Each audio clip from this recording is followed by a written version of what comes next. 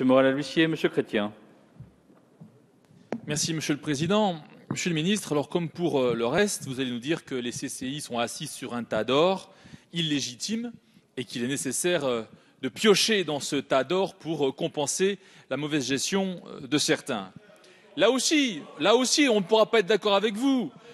En un autre temps, vous parliez de stigmatiser certains groupes sociaux, vous disiez que la droite montrait du doigt les collectivités, etc. Mais vous, mes chers collègues, vous montrez du doigt des acteurs économiques essentiels.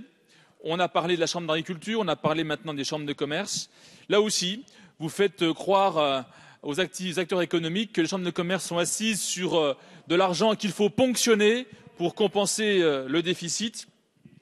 Et ces décisions uniformes sont en train de porter un préjudice considérable à l'action des chambres de commerce qui sont déstabilisées, qui sont désavouées, qui sont montrées du doigt. Et là aussi, en complète contradiction avec votre volonté de relance de l'économie locale, vous rabotez les crédits de l'Agence de l'eau pour tuer l'investissement local dans l'assainissement.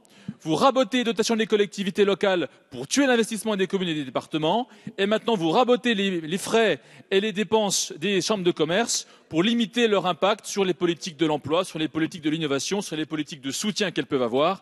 Quelle contradiction entre les grands discours volontaristes que vous avez et entre le travail de sape que vous menez sur tous les acteurs locaux qui engagent des politiques volontaires pour lutter contre le marasme économique que vous avez créé depuis que vous êtes au pouvoir. Nous sommes donc contre ces mesures unilatérales.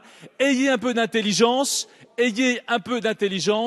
en rabotant les crédits en fonction du potentiel économique de chaque CCI, tout comme le ministre Eckert, et là je le reconnais, a eu l'intelligence de dire qu'il fallait réformer la DGF pour qu'elle tienne compte des réalités locales. Eh bien les ponctions que vous faites sur les CCI, nous ne les contestons pas. Ce que nous voulons, c'est que ces ponctions elles soient justes, elles soient légitimes et elles soient équitables.